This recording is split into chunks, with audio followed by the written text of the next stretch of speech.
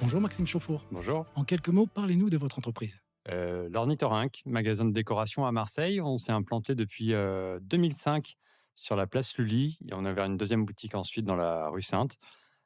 Première boutique, une boutique de petits objets, de cadeaux, où on retrouve beaucoup de bonne humeur à l'intérieur. Et on a ouvert une deuxième boutique ensuite, plus orientée décoration d'intérieur, avec de la peinture Far One Ball, du mobilier, du luminaire, et une ambiance du coup plus chaleureuse, plus maison, plus famille, qu'on va retrouver donc 55 rue Sainte depuis une dizaine d'années.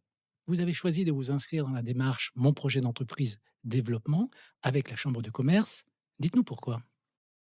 J'étais assez content du développement de mon entreprise pendant longtemps et puis j'ai eu un problème récurrent, notamment au niveau de la gestion du personnel, avec des équipes que j'arrivais pas à garder en place, des équipes que j'avais du mal à motiver. Et quand j'ai rencontré des gens de la chambre de commerce qui m'ont dit qu'on pouvait être accompagné justement à ça, à essayer de se développer, de trouver des nouveaux créneaux pour emmener son personnel et aller dans une démarche positive, j'étais vraiment charmé par le projet. Et c'est comme ça que du coup j'ai pu venir sur ce projet-là. Très concrètement, comment s'est déroulé cet accompagnement et quels sont les points positifs? Alors, j'étais accompagné en fait par 2 coachs de la chambre de commerce qui sont venus, à ma rencontre.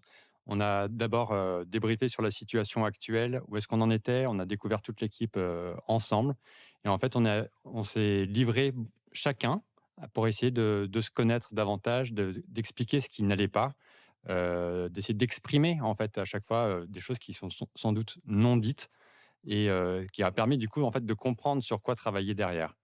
Et donc les 2 coachs qui sont venus à ce moment-là m'ont permis justement d'avoir un petit peu de recul sur tout ça. Un autre exemple concret des avantages de cet accompagnement.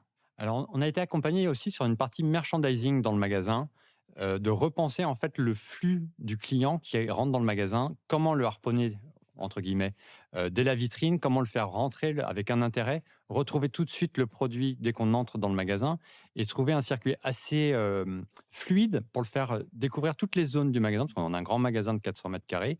Et donc ça nécessite finalement un accompagnement qui soit assez logique dans les couleurs, dans la façon de faire de la lumière, dans la façon de mettre en avant des choses.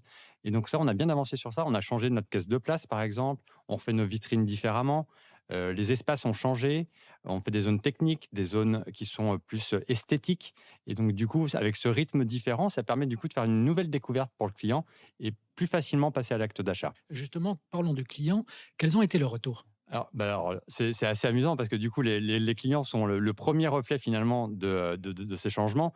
Ils sont là: «Mais ça a changé, il y a une nouvelle boutique, c'est toujours le même propriétaire?» Il y a beaucoup de choses comme ça qui ressortent assez rapidement, dès les changements qu'on met en place. Ça s'est traduit en termes de chiffre d'affaires ou non? Et ça s'est traduit en termes de chiffre d'affaires aussi, également. On a une petite croissance de 15% cette année, du coup sur la partie justement merchandising qu'on a mis en place dans ce nouveau magasin de la rue Sainte et dans le magasin de la rue Lully, on a plus 40%. Donc un bel effet de ces changements. C'est donc une démarche que vous conseilleriez à tout commerçant désireux de booster son chiffre d'affaires. Mais alors là, vraiment, c'est feu, allez-y.